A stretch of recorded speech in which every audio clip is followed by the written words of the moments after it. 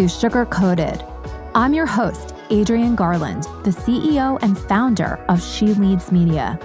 For far too long, women have been conditioned to sugarcoat their words, their actions, and the way they show up in the world, and to conform to certain cultural norms and ideals. This is inherently designed to keep those who are outside of the norm from gaining power, prestige, wealth, and influence, preventing more women from being recognized and respected as the powerful leaders that we truly are. Join me each week as we dive into raw conversations with remarkable, uncompromising, and inspirational women that will encourage you to strip away your sugarcoating and move boldly in the direction of your magnificent dreams. This episode is brought to you by She Leads Live. It's the conference for women entrepreneurs and leaders, taking place in New York City on November 10th and 11th, 2022. We cannot wait to see you there. We're coming back after a couple of years taking off, and we cannot wait to share our thoughts, our ideas, and network with all of you live in New York City. So go out and get your tickets today. You can go to sheleadsmedia.com and look for She Leads Live 2022, or you can go over to Eventbrite where the tickets are sold. Just search She Leads Media and look for She Leads Live 2022. See you then.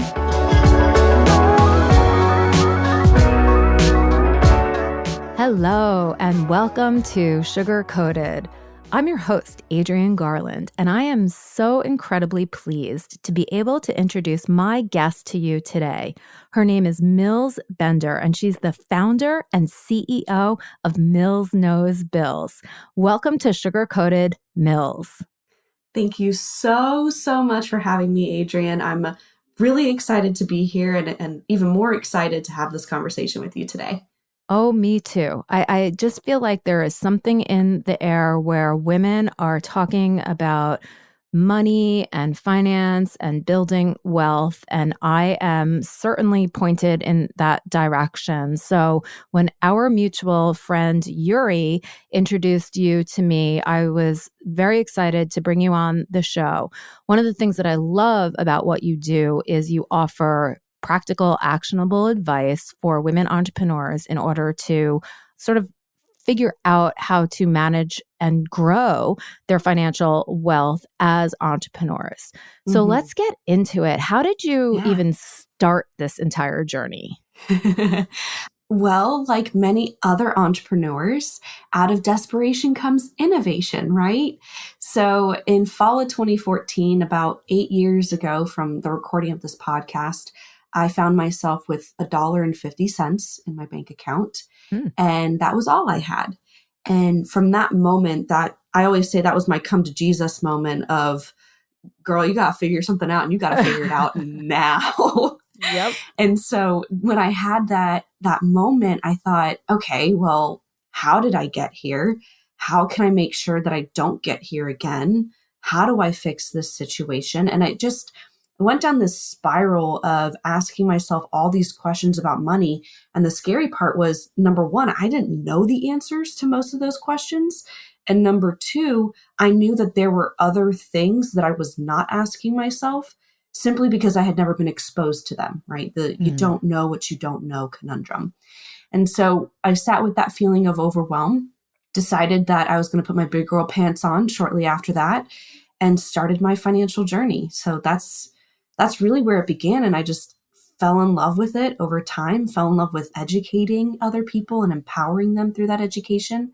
And that's where I am today. I love it. So I think that so many women can relate to your story, and there's been many women that I've spoken to, not only having, $1.50 in their account, but also, debt, school loans, credit card debt. And I'm actually almost finished with reading a book by Rachel Rogers, and she talks about the fact that, we need to first not shame ourselves for spending the money that we spent to get us to that position.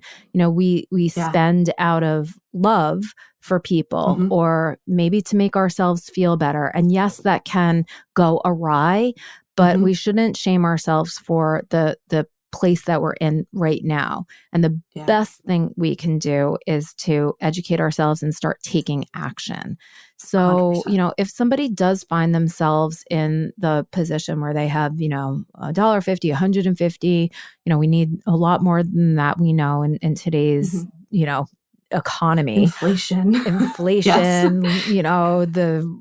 recession is here, all of that can be so scary if we allow it to be. So I guess this must be another sort of challenge in your business for you too, that you, in addition to everything that you're doing now, we are facing like maybe a little bit more of a challenge during these times. What would you suggest to women entrepreneurs that maybe find themselves in debt, or they're not achieving the level of revenue in their business that they had hoped? Absolutely. Well, first thing I want to just comment on the fact that you used a very specific word. You said allow ourselves, right? And allow means that we have the control of how we perceive certain situations. So I actually start every conversation with clients or prospects with just money mindset in general. Being able to understand your thoughts around money, how it makes you feel, why you have those thoughts, always challenging those thoughts as well. You don't have to believe everything that you think, right? So I attribute money mindset to kind of leveling the ground before you start building that foundation of financial wellness. I mean, and if you want, Adrienne, I can send you my money mindset guide. You can link it in the show notes or whatever's most easy for your audience. But we'd love it's that, a great place. Sure, absolutely. I mean, it's a great place for you to have an objective conversation, not only with yourself, but with a partner or spouse or anybody else who you talk about money with on a consistent basis. Once you've gotten that, I wouldn't say necessarily completely handled because it's always a work in progress, but once you've gotten some type of grip on your money mindset, that's when you really want to start building that foundation of establishing a budget. And a lot of people I talk to hate the B word. Yes. They hate it, right? But I actually like using it because I'm reclaiming ownership of budgeting and what that looks like. All a budget is a monetary reflection of your priorities, right? It doesn't mean that you have to eat rice and beans. It doesn't mean that you need to have a super restrictive lifestyle. Money is the tool that we get to use to live the life that we want. So really, a budget should be a reflection of where you want your money to be going. And as entrepreneurs, our income isn't capped. So I actually encourage my entrepreneurial clients to work backwards. Rather than starting with the income that you're already receiving, list out all of the expenses, savings, investments, everything that you want to put your money towards each month. Work backwards towards a total sum. Let's just say that's $5K. And then look at what $5K looks like in your business. If that's the equivalent of selling 50 products, now you have a tangible goal of what you need to do each month in order to hit that dollar amount. If it's closing 2 clients, how many conversations do you need to have to close those 2 clients? Right? Chances are you're really good at your business, just the money side is really hard. So if you've given yourself a strategy and something to work towards that is within your zone of genius, for me, that's working with clients. Now you get to do what you're really good at and what you enjoy. And then your business is no longer something that's stressful. It's something that you wake up and you're excited for. Yeah, this is incredible and very practical advice. And I really love how you are reframing what a budget is or what budgeting is. And I absolutely agree with you that it's a tool that you can use to offer you insight, right? Yeah. And give you a way to plan. It's more a plan. And I think budget does have a little bit of a negative connotation around it. And it's exactly what you said. Like, you have to pull back, reduce expenses, and we need to shift that around and figure out what we need in order to run our business, and then use our creative brains in Yeah. order to figure out what we need to get there.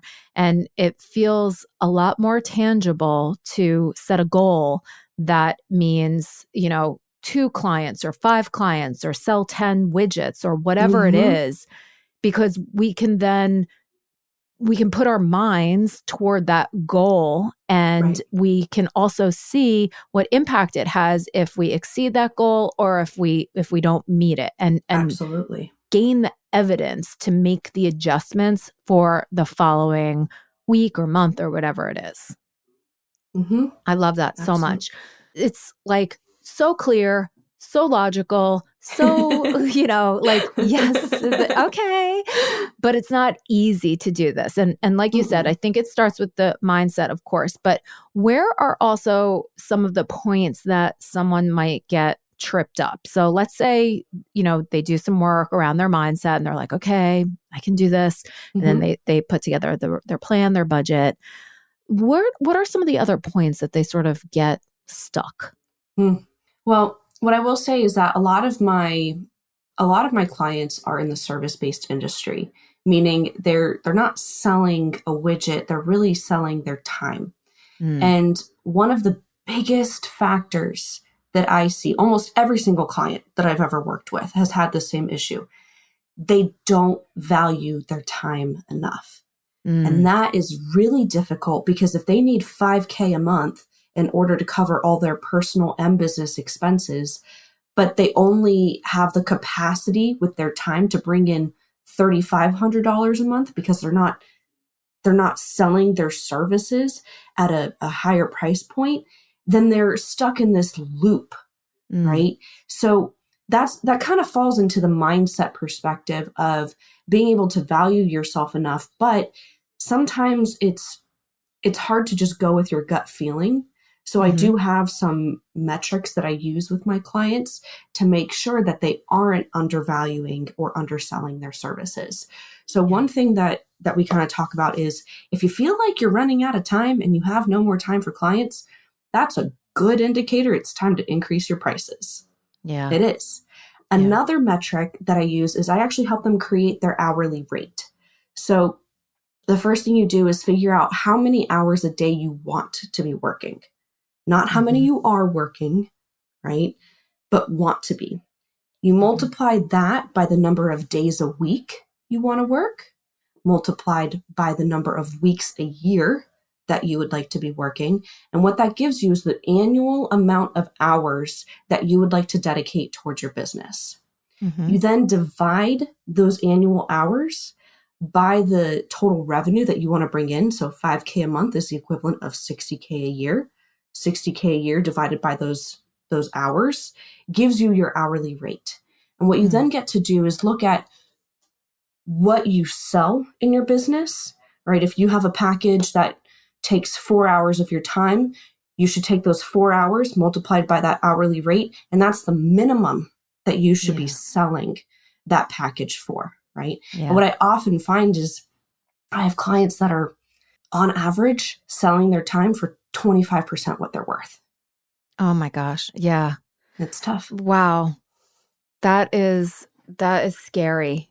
And Hmm. we do it to ourselves, and what ends up happening is that because we're all sort of doing this, that's the price that others out in the market think that services are worth. So by Hmm. undervaluing ourselves and putting that out there and everybody sort of operating in that same mode, it's sort of sets the stage for that's what a price is.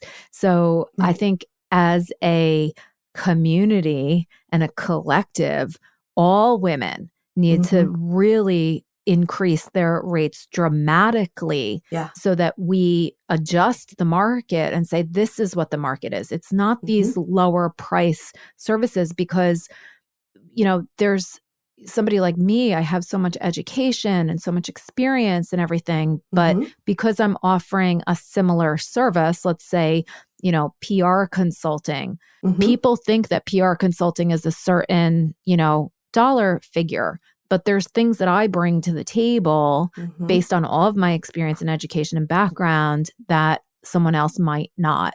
And that's Right. the difference. And we have to educate the market on what those differences are and how they can help our clients. Mm-hmm. It's so funny. Like as women, it feels natural to go into a service-based business, Mm-hmm. right? We love talking to people. We love Mm-hmm. helping. Yes. Others see value in what we do and they love us, right? Like it's rewarding. Mm-hmm. And we're helping people often that we really love their businesses. Mm-hmm.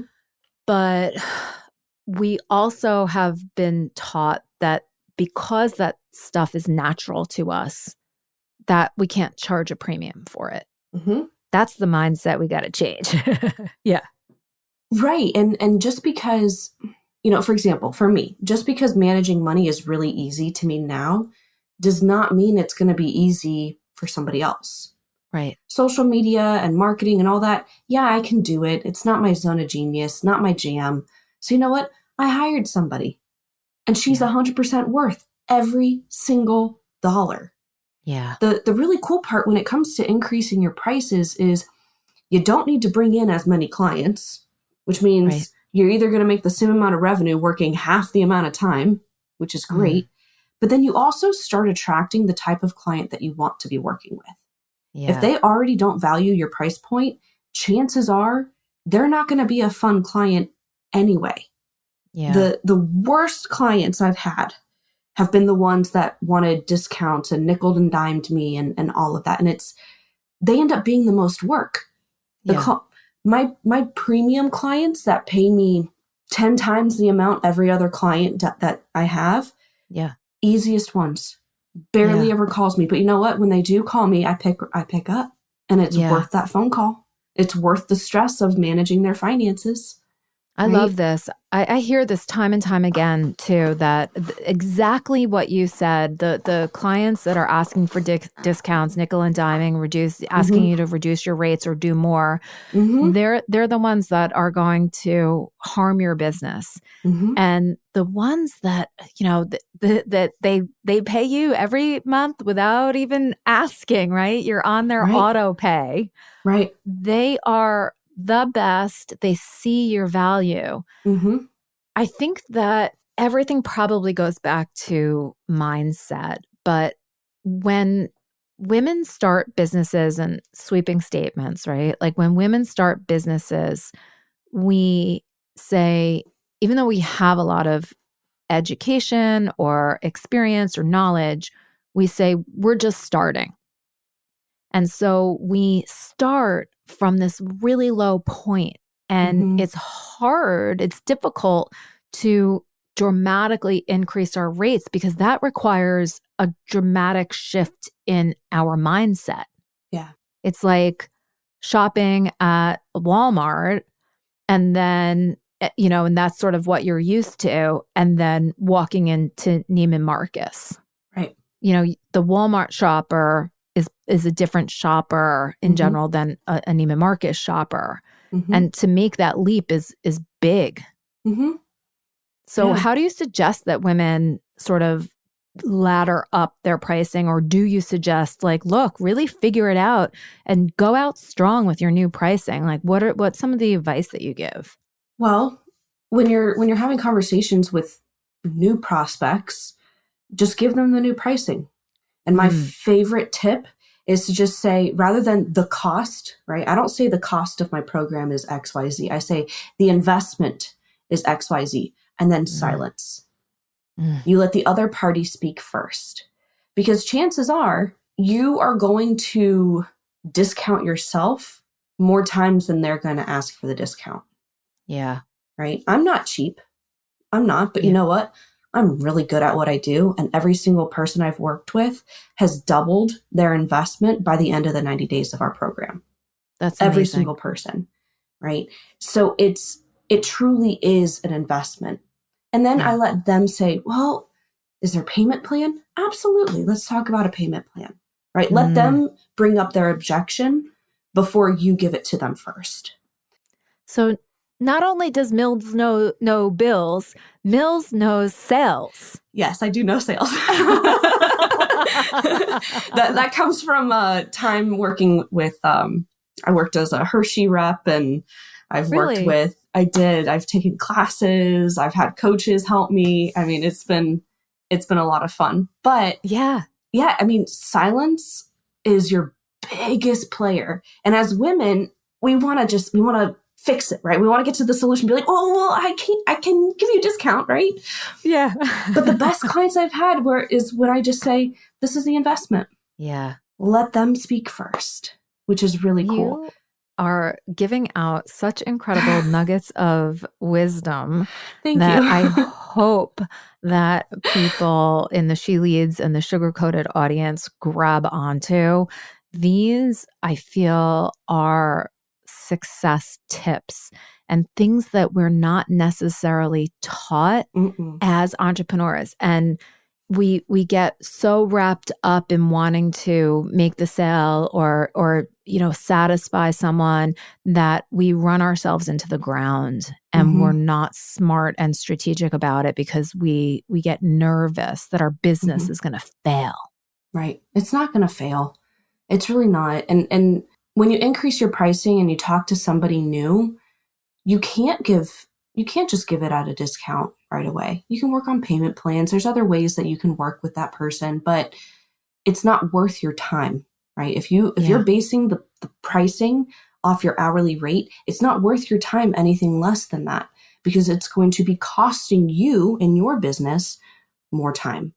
Yeah. So anytime you bring on somebody new, you just out of the gate, you talk about your new pricing.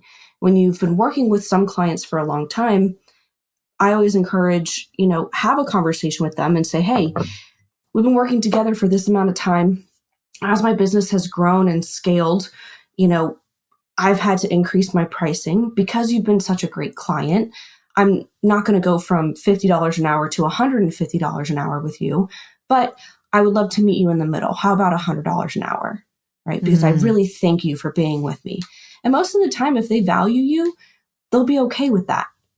Yeah. And if they don't, then that's your opportunity to get rid of that client. Chances are they're probably taking too much of your time and energy anyway. And it might be scary to fire that client, but it's going to open up space for somebody else to come in and you to generate even more revenue. Yeah. Gosh, we need to hear this. We need to hear this. This needs to be our mantra every day. I mean, I definitely put myself into positions where I'm doing more than I should be. And, I've done it in the past. I recognize it and I still fall into the trap. So I'm going to post this up in front of my face every single day. And, I do think that it's very worth it to, especially now with the recession, right? Everything else is going up in price. Why shouldn't our services rise with those rising costs as well? Yeah. The other question that I had for you, so there's a lot of women that are in the sugar-coated audience and She Leads Media audience who they're coming out of corporate and they are sort of used to making a certain amount of money and that steady paycheck coming in every 2 weeks or however they're paid, but it's consistent. And when they start their businesses, I don't see them actually going out of the gate at a high rate. I do see them going out at, a market rate that's kind of low, like how maybe a 21-year-old would launch their business. There's a lot of, I think, fear in moving from corporate steady stream income to, being out there sort of on your own. Do you suggest that women right out of the gate go out, especially if they have this type of corporate experience and they're doing similar things? Do you suggest that they do go out of the gate with that higher pricing? I mean, why the hell not? Yeah. Why not? Yeah. None of us do. It's a weird phenomenon. No, we normally don't. And I mean, I'll be the first person to say I didn't value myself when I first started my business. Yeah. And it's tough because, again, it's so natural, right? Normally when we start businesses, it's because that skill set is natural to us. Because it's natural to us, it's easy. And because it's easy, therefore we feel like we shouldn't be charging a premium. But if you have all this experience, look at how much time money and energy it's taken you to accumulate that amount of experience. Yeah. And then factor that in. Right. I mean, if I were Yeah. to take all of my experience and put a dollar amount on it, I would say easily 150 grand and 4 years, right? Yeah. But now I'm saying you have 90 days to learn the basics of what you need, and it's going to cost you a fraction of that 150K. Yeah. Right. So that's the perspective that I started having and I started teaching. And if you come out of the gate with a higher price point, number one, it gives you the flexibility to give those discounts or sales, right? Maybe you have a promo month, whatever it may be. But also you don't need as many clients at that price point. Yeah. What I do see is a lot of fear around when to make that jump of going corporate to full-time business owner. Yeah. So what I normally talk about is if that is a fear point for you, establish your emergency fund, right? Which kind of comes back to your budget. Know what your expenses are on both the personal and business side, and set aside 3 months of those expenses. Because what that gives you is less stress on having to make those sales immediately.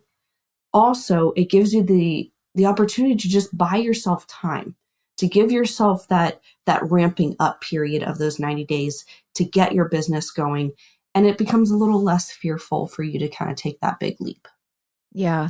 And I think another thing that we need to factor in, you mentioned it, you touched on it a little bit before when you talked about hiring the person to do your marketing and social media for you. I think when we also start our businesses, oftentimes that it's us. And like you talked about before, you reach a certain capacity where you just can't do it anymore. So you need to hire someone. I think that is also something that needs to be factored in from the very beginning. Like the knowledge 100%. that you can't do it alone. Yeah. Like put that other person's hourly rate on top of your rate. You're going to be spending the time training that person, getting them up to speed, having them shadow you. So it almost makes sense to figure out what you're paying them and add that to your hourly rate so that is the rate that you're offering at minimum. Because it gives you the flexibility to actually bring someone on to help. Yeah. Yeah. And, this is called sugar-coated, right? Yep. I'm not going to sugarcoat this next statement. Until you start outsourcing and delegating, you don't own a business. You own a job. And I don't know about you, but I did not become an entrepreneur to be married to my job. Right. There was this Instagram and TikTok trend going around, I didn't want to work a 9 to 5. So now I work 24/7. Yeah. That's not funny. Like it's funny, but it's not that funny. Because we wanted to become entrepreneurs so we could have freedom with our time and the people that we work with. And, for a lot of us women who want to have a family, being able to spend time with our kids, you can't do that if you own a job. No, you can't. This is such great advice. And I think it works for all stages of a woman's life, right? There's when you want to or whatever, like the different stages of our lives when we're younger, maybe having a family, it becomes, all consuming. And then at a certain point, you want to maybe lean harder into your business, but if your business hasn't sort of grown along with you or you haven't hired the help to help your business grow along with you, it's like starting over again. Right. I mean, in sort of my journey as an entrepreneur, I got out of corporate, I started my own business, and I've done so many different things. My business has gone through different evolutions, and nothing has really been it, right? I haven't like cracked the code on what the exact business model is and all of it. But at the same time, sometimes I get down on myself that my business isn't more successful from a revenue point of view. However, I was really able to have the flexibility to be around for my 2 children as they were growing up through middle school, through high school, and yet still earning a pretty decent revenue. Yeah. So there has to be value in that too. And I remind myself a lot about how sometimes the money that's coming into the business isn't necessarily reflective of success in No, life. it really isn't. And honestly, there's a season for everything. Yeah. There really is. I mean, personally, I made more revenue in the first 6 months of this year than I did last year alone. Wow. I was on track to more than double. But then, as you know, Adrian, I'm very pregnant right now. I'm Yay. due literally any day. Could be And today here on Sugar Coated. It literally could be today. Let's hope not, but it could be. But what I found was towards the middle of this year, my energy and it just completely depleted. And what I found myself doing was I actually closed my book of my book of business. And I got to the point where I realized that my business growth is bottlenecked by my capacity. Yep. And that's not where I want to be personally. But just because I've identified that issue does not mean I needed to fix it right away. Sometimes those solutions take some time.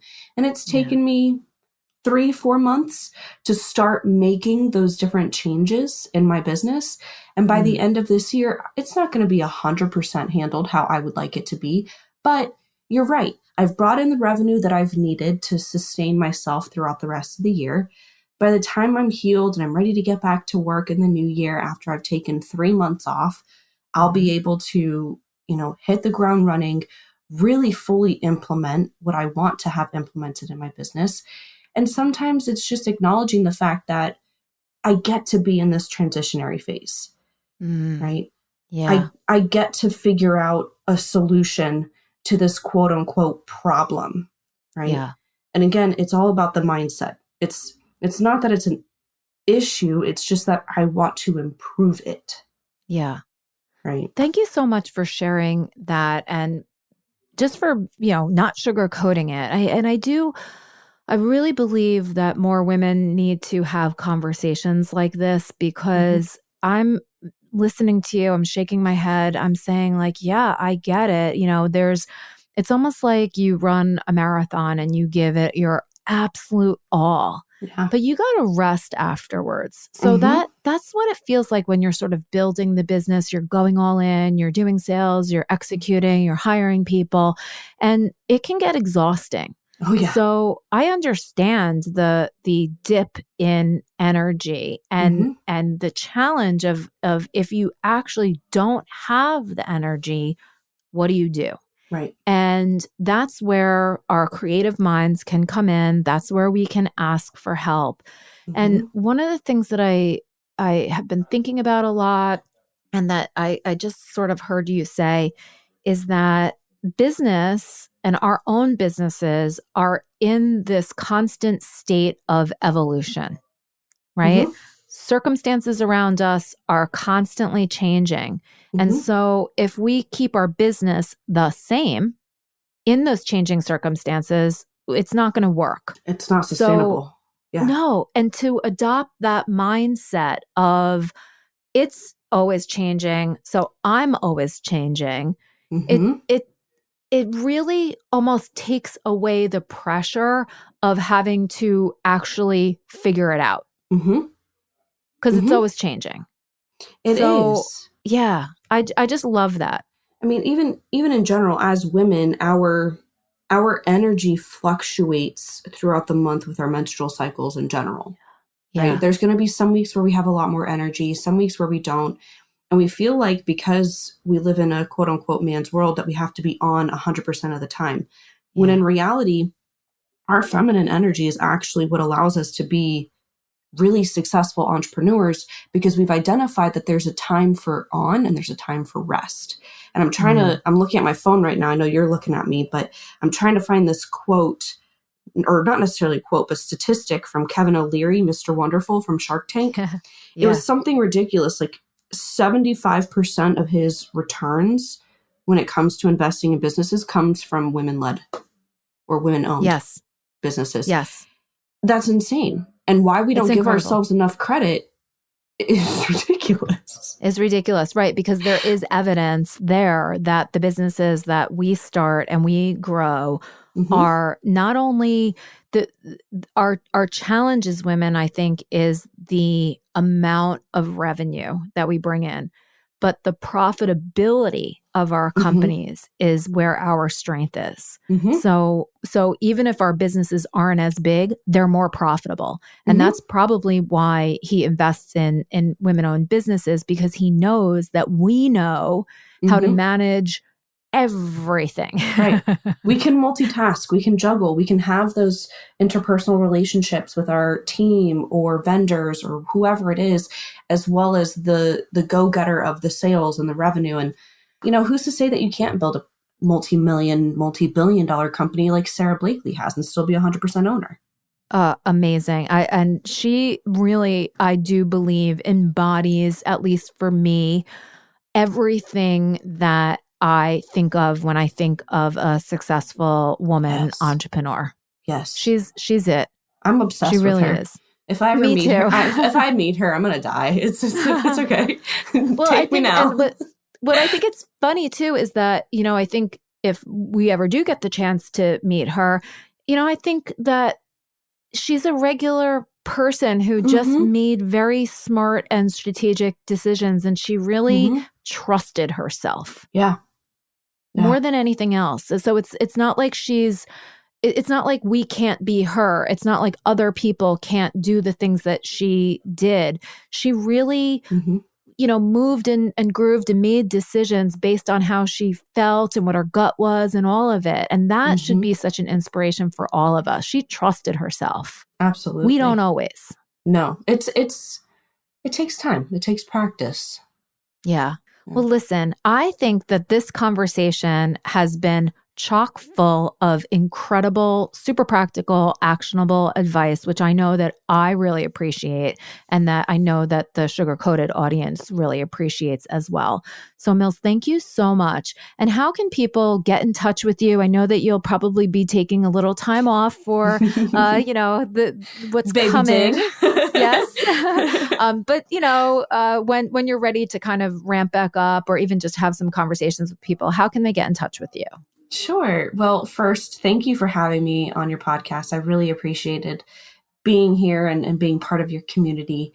If anybody's listening that would like to connect with me one-on-one, you can find me on Instagram at Mills Knows Bills. You can check out my website, millsknowsbills.com. And you can also send me an email, mills@millsknowsbills.com. I am on other platforms, but those are 3 easy ways to connect with me and make sure that I can put you in the right direction. Absolutely wonderful. We will include all of that in the show notes. And just thank you so much again for sharing your time with us here today. Thank you. You have a wonderful day.